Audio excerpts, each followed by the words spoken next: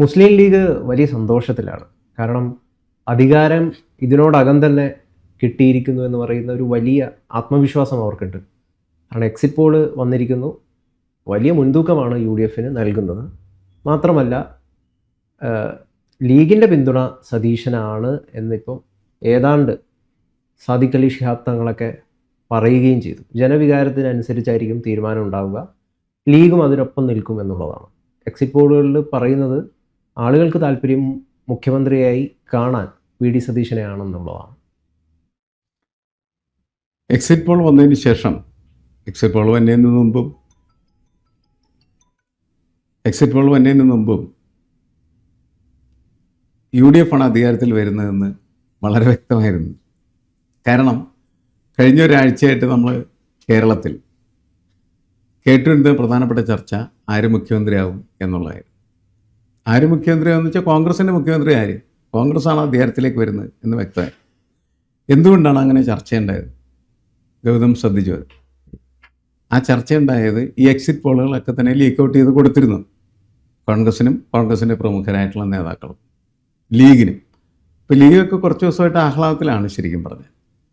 അപ്പോൾ ലീഗിൻ്റെ ആ ആഹ്ലാദമാണ് ഇന്ന് പ്രകടമായി തങ്ങളത് അവതരിപ്പിച്ചു എന്ന് മാത്രമേ ഉള്ളൂ. പിന്നെ ആരാണ് മുഖ്യമന്ത്രി എന്ന് ചോദിച്ചാൽ അതിൻ്റെ ഒരു നാച്ചുറൽ ചോയ്സ് എന്ന് പറഞ്ഞാൽ ആരാണ്? വി.ഡി. സതീശൻ. കാരണം അദ്ദേഹം പ്രതിപക്ഷ നേതാവാണ്. സ്വാഭാവികമായിട്ടും ഭരണം കിട്ടുന്ന സമയത്ത് പ്രതിപക്ഷ നേതാവ് മുഖ്യമന്ത്രി ആവുക. കോൺഗ്രസിൽ പക്ഷേ ഈ നാച്ചുറൽ സെലക്ഷൻ ഉണ്ടല്ലോ, അതിപ്പോഴും നടക്കണമെന്നില്ല. ഇപ്പോൾ കഴിഞ്ഞ തവണ പ്രതിപക്ഷ നേതാവ് ആരാണെന്ന് ചോദിച്ചു കഴിഞ്ഞാൽ കൃത്യമായിട്ട് ഉത്തരം ഉണ്ടായിരുന്നു, രമേശ് ചെന്നിത്തലയാണ്. അദ്ദേഹത്തിന് എം.എൽ.എമാരുടെ അംഗീകാരമുണ്ടായിരുന്നു. എല്ലാ തരത്തിലും അദ്ദേഹം തന്നെ പ്രതിപക്ഷ നേതാവായി വരുമായിരുന്നു. പക്ഷേ അട്ടിമറിക്കപ്പെട്ടു. അത് കോൺഗ്രസ്സിൽ എപ്പോഴും സംഭവിക്കുന്ന ഒരു കാര്യമാണ്. നമ്മൾ കോൺഗ്രസ്സിൽ പ്രതീക്ഷിച്ചുകൊണ്ടിരിക്കുന്ന ഒരു കാര്യമാണ് നാച്ചുറൽ സെലക്ഷൻ്റെ. സ്വാഭാവികമായിട്ട് ആര് മുഖ്യമന്ത്രിയാവുമെന്ന് ചോദിച്ചാൽ വി.ഡി. സതീശനാണെന്നുള്ള അഭിപ്രായക്കാരാണ് ഞാൻ. പക്ഷേ കോൺഗ്രസിൻ്റെ സ്വഭാവം അനുസരിച്ച് അത് അങ്ങനെ സംഭവിക്കണമെന്നില്ല. അതിനകത്തേക്ക് മറ്റു പലരും കടക്കാം. അത് കോൺഗ്രസിൻ്റെ ഇൻറ്റേർണൽ പൊളിറ്റിക്സാണ്. കാരണം കോൺഗ്രസിൻ്റെ മുഖ്യമന്ത്രി ആരാണ് തീരുമാനിക്കുക എന്ന് വെച്ചാൽ ഇവരൊക്കെ തന്നെ പ്രഖ്യാപിച്ചുകൊണ്ടിരുന്ന ആരാണ്? ഹൈക്കമാൻഡ് തീരുമാനിക്കുക എന്ന് പറഞ്ഞാൽ അതിൻ്റെ അർത്ഥം ഡൽഹിയിൽ തീരുമാനിക്കുക എന്നുള്ളതാണ്. ഹൈക്കമാൻഡ് എന്ത് ചെയ്യുന്നത് വെച്ചാൽ രണ്ടാളുകൾ കേരളത്തിലേക്ക് പറഞ്ഞോളൂ, ഒരേ എം.എൽ.എമാരെ വിളിച്ച് ചോദിക്കും. അപ്പോൾ എം.എൽ.എമാരുടെ ഭൂരിപക്ഷം സതീശനല്ലെന്ന് വിചാരിക്കും. അല്ലാതെ അവളുടെ സാധ്യത വളരെ കൂടുതലാണ്. കാരണം എന്ന് വെച്ചാൽ ഈ എം.എൽ.എമാർക്ക് സീറ്റ് കൊടുത്താരാണ്? കെ.സി. വേണുഗോപാൽ. അപ്പോൾ കെ.സി. വേണുഗോപാലിൻ്റെ നോമിനിയാണ് ബഹുഭൂരിപക്ഷ ആൾ. അവർ എം.എൽ.എമാരായിട്ട് ജയിച്ചു വന്നാലും കെ.സിക്കൊപ്പം നിൽക്കും. അപ്പോൾ അവർ പറയാണ് കെ.സി. വേണുഗോപാലാകണം എന്ന് പറഞ്ഞാൽ തർക്കമായി. അങ്ങനെയാണ് തർക്കം ഉണ്ടാകും.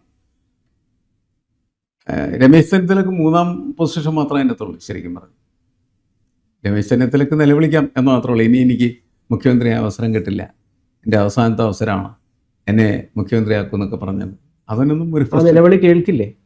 അതാരും കേൾക്കേണ്ടതല്ലേ? കേൾക്കേണ്ടതല്ലേ? അത് നമ്മൾക്കറിയാമല്ലോ, അതാരും കേൾക്കില്ല എന്നുള്ളത്. കേൾക്കേണ്ടത് ശ്രദ്ധിക്കേണ്ടതായിട്ടുള്ള കാര്യം. സതീശൻ മാറി നിന്ന് കൊടുക്കുമോ?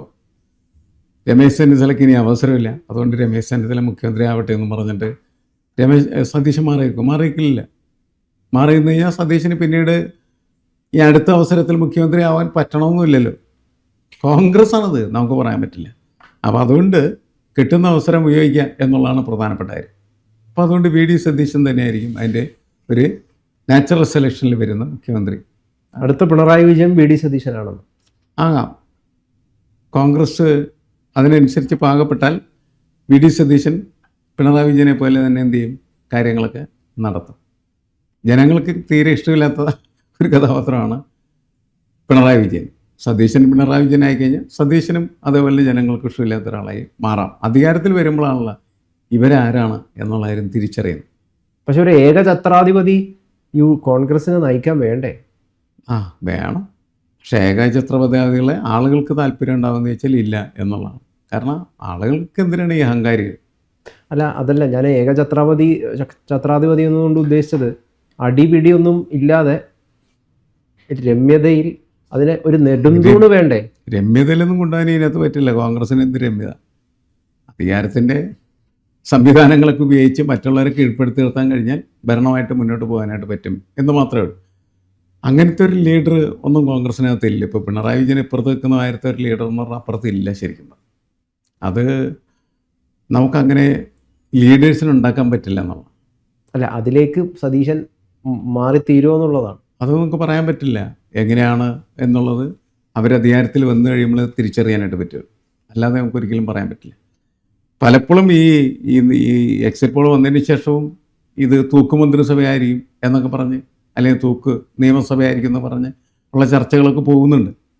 കാരണം BJPക്ക് 4 സീറ്റ് വരെയൊക്കെ പറയുന്നുണ്ട്, 4 മുതൽ 7 വരെ എന്നൊക്കെ പറയുന്നുണ്ട്. അപ്പോൾ 4 സീറ്റ് ഉറപ്പായിട്ടും കിട്ടും എന്ന് കാണാം. BJPക്ക് 4 സീറ്റൊക്കെ ഉറപ്പായി കഴിഞ്ഞാൽ ഇത് തൂക്ക് മന്ത്രിസഭയാണുള്ള സാധ്യത വളരെ കൂടുതലാണ്. അപ്പോൾ BJP ആരെ കൂടെ നിൽക്കും എന്നുള്ളതും വലിയ ചോദ്യമാണ്. BJP ആരെയും കൂടെ നിൽക്കണ്ട, കൂടുതൽ വോട്ടുള്ള ആൾ എന്ത് ചെയ്യുമെന്ന് വെച്ച് കഴിഞ്ഞാൽ ഭരിക്കും. ഇപ്പോൾ 70 ഞാൻ നേരത്തെ പറഞ്ഞിട്ടുണ്ട്, 69 70 വേണമെങ്കിൽ എന്ത് ചെയ്യും, ഭരിക്കാം. 71 വേണമെന്നില്ല തൂക്ക് മന്ത്രിസഭയാണെങ്കിൽ. കാരണം BJPക്ക് കോൺഗ്രസ് സപ്പോർട്ട് ചെയ്യാൻ പറ്റില്ല, CPI സപ്പോർട്ട് ചെയ്യാൻ പറ്റില്ല. അപ്പോൾ അതുകൊണ്ട് അവരെന്ത് ചെയ്യുമെന്ന് വെച്ചാൽ വോട്ടിങ്ങിൽ നിന്ന് മാറി നിൽക്കും. അങ്ങനെ വരുമ്പോൾ 70 എന്ന് പറയുന്നത് ഭൂരിപക്ഷമായി. പക്ഷേ ഏതെങ്കിലും പ്രധാനപ്പെട്ട ഇഷ്യൂസ് വരുന്ന സമയത്ത്, വോട്ടെടുപ്പൊക്കെ വന്നു കഴിഞ്ഞാൽ അവർക്ക് എന്ത് ചെയ്യാൻ പറ്റും, ഇവർ തോൽപ്പിക്കാനായിട്ട് പറ്റും. ആ സാഹചര്യം മാത്രമേ അതിൻ്റെ അകത്തുള്ളൂ. പിന്നെ പ്രധാനമായിട്ടും ഇത് തൂക്ക് മന്ത്രിസഭയെക്കുറിച്ച് സംസാരിക്കുന്നത് ആര് എന്ന് ചോദിച്ചാൽ BJPക്കാരാണ്. അവർക്ക് ഇതിനകത്ത് വലിയ സ്വാധീനം ചെലുത്താൻ കഴിയണം.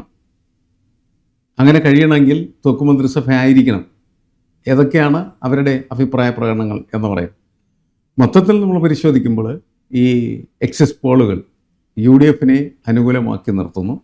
UDF അധികാരത്തിലേക്ക് വന്നു കഴിഞ്ഞാൽ മുഖ്യമന്ത്രിയായിട്ട് VD സതീശൻ വരും എന്ന് പറയുന്ന ഒരു സ്വാഭാവികമായിട്ടുള്ള വർത്തമാനം നിലനിൽക്കുന്നു. കാരണം പ്രതിപക്ഷ നേതാവാണ്, ഓട്ടോമാറ്റിക്കായിട്ട് അദ്ദേഹത്തിന് മുഖ്യമന്ത്രിയാവും. പിന്നെയുള്ള ഇൻറ്റേർണൽ ഫൈറ്റുകളാണ്, അതിലെന്ത് സംഭവിക്കുമെന്ന് നമുക്ക് പറയാനുണ്ട്. ഒരു വിദൂര സാധ്യത പോലും അല്ലല്ലോ KC വേണുഗോപാൽ.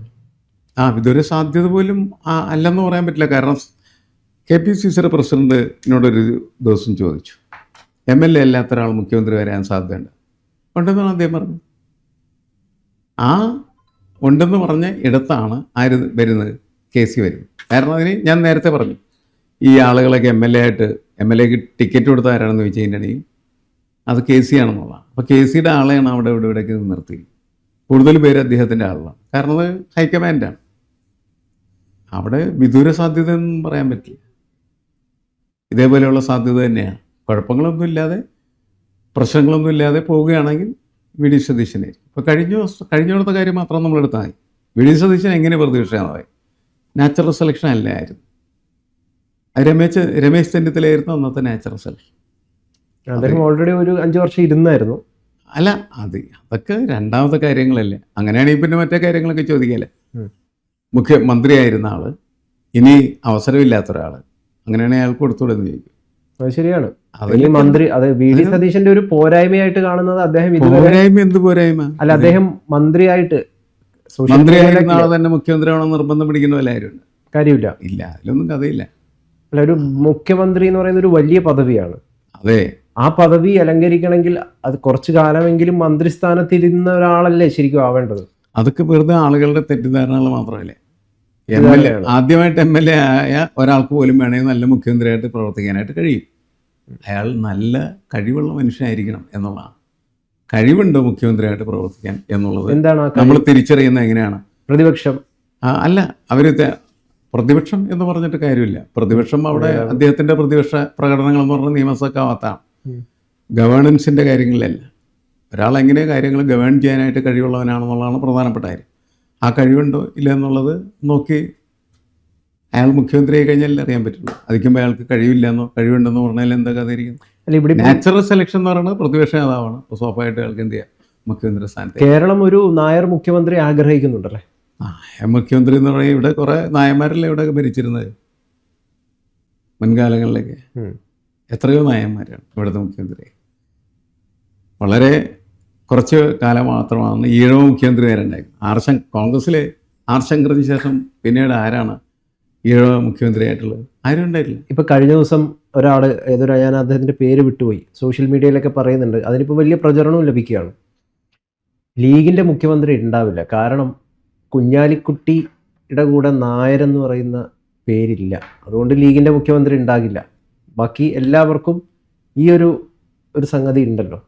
രമേശ് ചെന്നിത്തല നായരാണ്, VD സതീശൻ നായരാണ്, KC വേണുഗോപാൽ നമ്പ്യാരാണെന്നാണ് മനസ്സിലാക്കുന്നത്. അപ്പോൾ ഇത്തരത്തിലൊക്കെ ജാതി ശ്രേണിയിൽ ഉയർന്ന നിലയിൽ നിൽക്കുന്ന ആളുകളാണ് ഇവർ 3 പേരും. അല്ലേ, മുഖ്യമന്ത്രി ആരായിരിക്കണം എന്ന് തീരുമാനിക്കുന്നത് ജാതി നോക്കിയിട്ടല്ല ശരിക്കും. അല്ല, പക്ഷെ അതൊരു സ്വാധീനം ചെലുത്തുന്നില്ലേ ഈ ഒരു കേരളത്തിൻ്റെ ഒരു രാഷ്ട്രീയത്തിൽ എന്നുള്ളതാണ്. അല്ല, ഇപ്പോൾ നിങ്ങൾക്ക് ഇവിടെ ഈ കോൺഗ്രസ് ജയിച്ചു, കോൺഗ്രസ്സിൽ നായരില്ലാത്ത ആരെയാണ് നിങ്ങൾക്ക് മുഖ്യമന്ത്രിയാക്കാനുള്ളതെന്ന് പറഞ്ഞ ഒരു പേര് പറഞ്ഞ് ആരാള്? കുഞ്ഞാലിക്കുട്ടിക്ക് ആവാലോ. കുഞ്ഞാലിക്കുട്ടി ഇപ്പൊ മലപ്പുറം പോലുള്ള ഇപ്പം UDF-ലെ നെടുന്തൂണാണ് മുസ്ലിം ലീഗ്. കുഞ്ഞാലിക്കുട്ടി മുസ്ലിം ലീഗ് അല്ലേ? അല്ല, മുസ്ലിം ലീഗ് UDF. ഞാൻ പറയുന്നത് UDF അധികാരത്തിൽ വരുമ്പോൾ UDF-ലെ മുഖ്യകക്ഷി ആരാണോ അവരുടെ മുഖ്യമന്ത്രിയാണ് ഉണ്ടാവും. അല്ല മാഷെ, ഒറ്റ തവണയാണ് കേരളത്തിന് ഒരു മുസ്ലിം മുഖ്യമന്ത്രിയെ ലഭിച്ചിട്ടുള്ളൂ, CH. ഒറ്റ തവണ. ബാക്കി എല്ലാ തവണയും ഹിന്ദു സമുദായത്തിൽപ്പെട്ട ആളുകളാണ് മുഖ്യമന്ത്രി ആയിട്ടുള്ളത്. എന്തുകൊണ്ട് ഇക്കുറി ഒരു ലീഗിലെ ഒരാളെ മുഖ്യമന്ത്രിയാക്കിക്കൂടാ? അറ്റ്ലീസ്റ്റ് 2 വർഷത്തേക്കെങ്കിലും. ഒരു 2 ഇപ്പോൾ കർണാടകയിലൊക്കെ ഉള്ള പോലെ 2 വർഷം കുഞ്ഞാലിക്കുട്ടി സാഹിബ് കേരളത്തിൻ്റെ മുഖ്യമന്ത്രി ആവട്ടെ എന്ന് തീരുമാനിച്ചൂടെ? എനിക്ക് അഭിപ്രായ വ്യത്യാസമൊന്നുമില്ല. പക്ഷെ കോൺഗ്രസ്സുകാർ സമ്മതിക്കില്ല. കോൺഗ്രസിന് ഭരണം കിട്ടിക്കഴിഞ്ഞാൽ കോൺഗ്രസിൻ്റെ മുഖ്യമന്ത്രി എന്നുള്ളതാണ് കോൺഗ്രസിൻ്റെ വെപ്പ്. അതുകൊണ്ട് അവർ കോൺഗ്രസ്സുകാരനായിട്ടുള്ള ഒരാൾ കുഞ്ഞാലിക്കുട്ടിക്ക് മുഖ്യമന്ത്രി ആകാം, പുള്ളി കോൺഗ്രസ്സിലെ ആകണം. എങ്കിലും അതിൻ്റെ അകത്ത് സാധ്യതകളുണ്ട് ശരിക്കും. കാരണം കോൺഗ്രസിൻ്റെ ഒരു മുഖ്യമന്ത്രി എന്ന നിലക്ക് അവർക്ക് ക്രിസ്ത്യാനിക്ക് പകരം മുസ്ലിം, അല്ലെങ്കിൽ നായർക്ക് പകരം മുസ്ലിം. ഇപ്പോൾ ഞാൻ ഈഴവരുടെ കാര്യം ചോദിച്ചു, കോൺഗ്രസ്സിൽ ആരാണ് ഈഴവനായിട്ട് മുഖ്യമന്ത്രി ആക്കാൻ പറ്റുന്ന ആരെങ്കിലും ഉണ്ട്? ഒരാളും അതിൻ്റെ അകത്തിൽ അല്ലേ? മറ്റേ നമ്മുടെ സുധാകരൻ ഉണ്ടെങ്കിൽ ആക്കിയല്ല. അല്ല, അത് ഉണ്ടെങ്കിൽ എന്നുള്ള വിട്ടുകളെ. സുധാകരൻ ഉണ്ടെങ്കിൽ സുധാകരനൊന്നും ആക്കില്ല, അതുകൊണ്ടാണല്ലോ സുധാകരനെ പുറത്താക്കിയത്. ഇല്ലല്ലോ ഇതിനകത്ത് ഉണ്ടാവാൻ. ഇതിനകത്ത് ഇവർ 3 പേരുള്ളതിൻ്റെ പേരിൽ നായർ മുഖ്യമന്ത്രി എന്ന് പറയുന്നു എന്ന് മാത്രമേ. ഇതിലൊന്നും ഒരു പ്രസക്തിയില്ല. അധികാരം എന്ന് പറയുന്നത് നമ്മൾ പിടിച്ചു വാങ്ങുന്നതാണ്. നമ്മളുടെ കയ്യിലത്തെ ആരും അധികാരമൊന്നും കൊണ്ടു തരില്ല. അതായത് ഇപ്പോഴും ഒരു മുസ്ലിം മുഖ്യമന്ത്രിയെ അംഗീകരിക്കാൻ കേരള സമൂഹം തയ്യാറായിട്ടില്ല. വളരെ ബുദ്ധിമുട്ടാണ് കേരള സമൂഹത്തിന്, പ്രത്യേകിച്ച് ജാതീയത, വർഗീയത ഒക്കെ വളർന്നു വന്നുകൊണ്ടിരിക്കുന്ന ഈ സമൂഹത്തിനകത്ത് അതിന് സാധ്യത വളരെ കുറവാണ്. ലീഗ് പോലും തരികയാണെങ്കിൽ പോലും വേണ്ട, അത് വലിയ പ്രശ്നത്തിലേക്ക് നയിക്കും, വേണ്ട എന്ന് പറയുമായിരിക്കും ഒരുപക്ഷെ. അതെനിക്കറിയാൻ പാടില്ല. എന്തായാലും രക്ഷയില്ലാത്ത കാര്യങ്ങളാണ്.